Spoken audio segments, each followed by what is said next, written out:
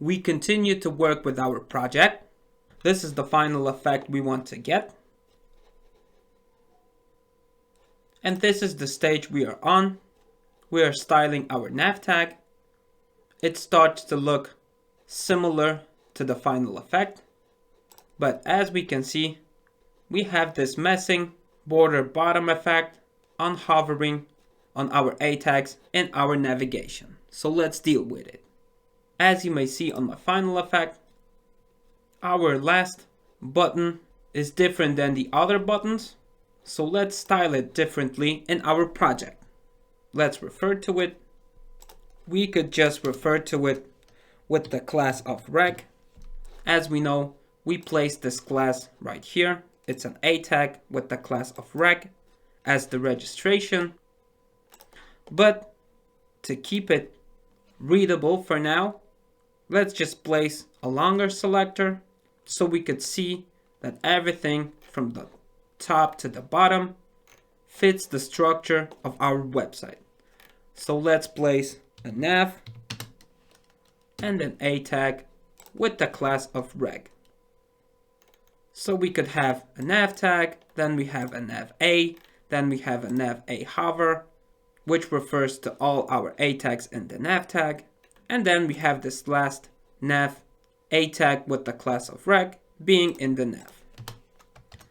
And what we want to set for this element is this constant border right here.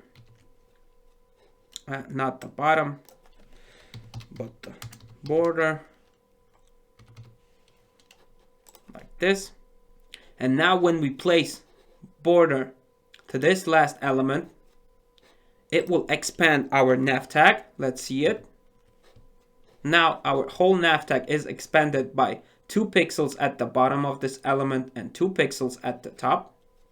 So now when we hover on our other elements, the space for this border bottom will be already there and will not destroy the structure of our website.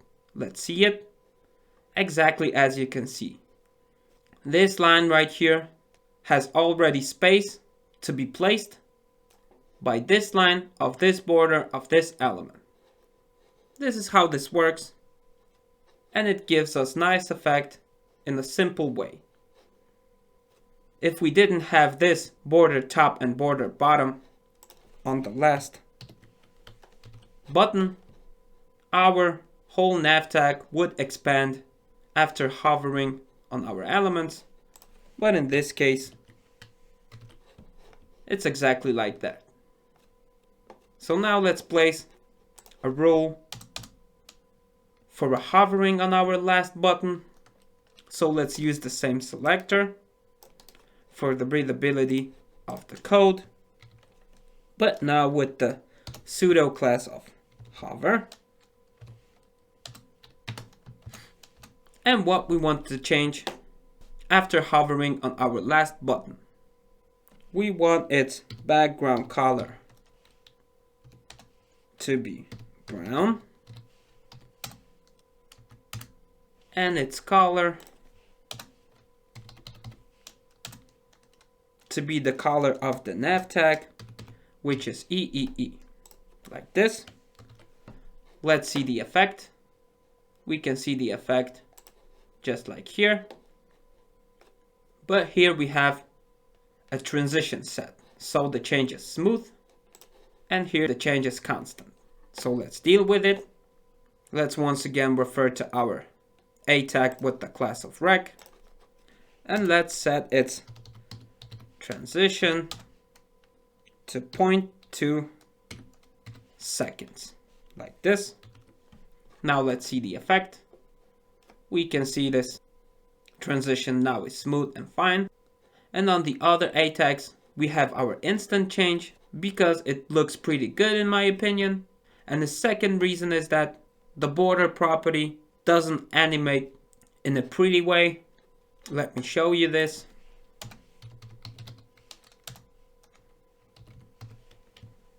If we place a transition to all our A tags, this is the effect we will get.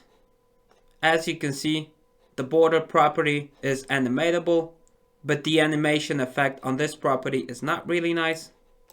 So it really looks better this way, when the border appears instantly after hovering and the transition comes on the last, our button. As for the last button, there should be also bigger letter spacing, as I can see, which should be 4 pixels, like this. And we can see it's pretty nice. And it's pretty similar to the final effect. But now what we have to do is to separate these buttons so that they can look like this on our website. As you can see, our navigation is aligned more to the right than to the left, and our ordinary buttons are separated from our registration button with some bigger space. Let's see how this looks on our project right now. When we spread the browser window, we can see that our navigation is more aligned to the left side of the website, and the spaces between those elements are the same. So let's work on that. So our final effect could be like this. Let's start with the last button and the fact that we want to separate it from the other elements in navigation. So what we can do is to set its margin left to, for example, 100 pixels. Let's see the effect. And we can already see it. We have the space.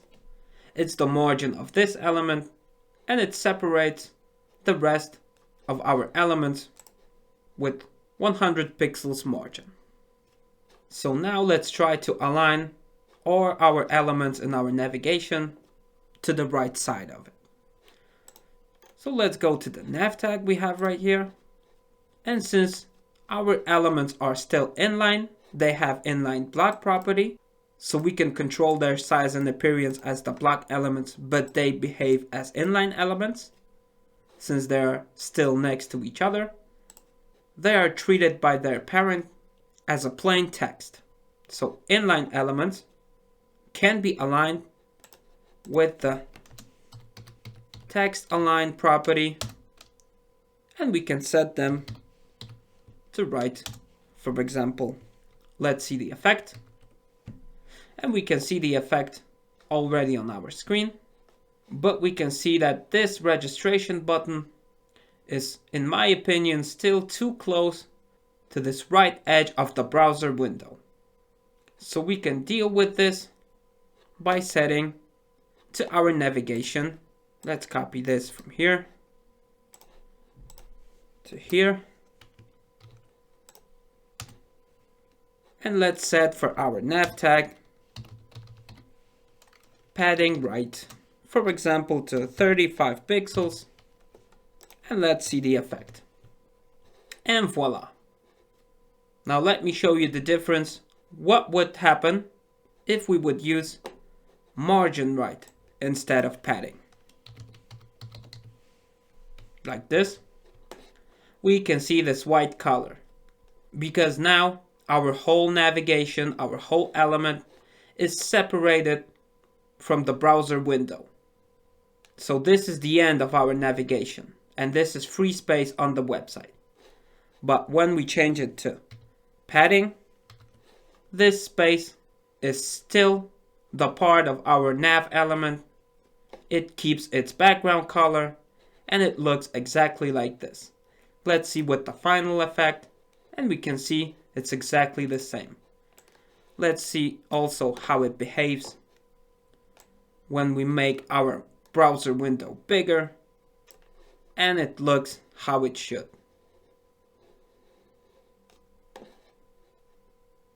How it's supposed to look. Let's take a look on our code once again. Let's see if our all properties in our CSS rules are placed from the most important to the least important. according to the principles I was talking to you about. And I think everything is written how it should. On the nav A CSS rule example, we have the display property, then we have the properties related to the box model, so our padding and margin. Then we have our color properties, our font related properties, our text related properties, and some more decorative properties like letter spacing, which affects only the visual aspects of our element. So everything here is placed as it should, I think. Our website looks how it's supposed to look. And the final effect is exactly like this. Now I want to show you that when we make our browser window smaller, our whole structure of the navigation falls apart. But this is something that we will work on when we will talk about the responsiveness and creating the websites also for the mobile devices. So you will learn about it in this course, don't worry. But for now, we're just focusing on the desktop resolutions. So the tablets maybe, for example, then some old school small monitors with 4:3 aspect ratio, then the bigger monitors, and the wide monitors hold to the full screen. And this is how our website would look like on the full HD monitor, which for a first project like this, in my opinion, looks pretty fine. Now let's jump into another project.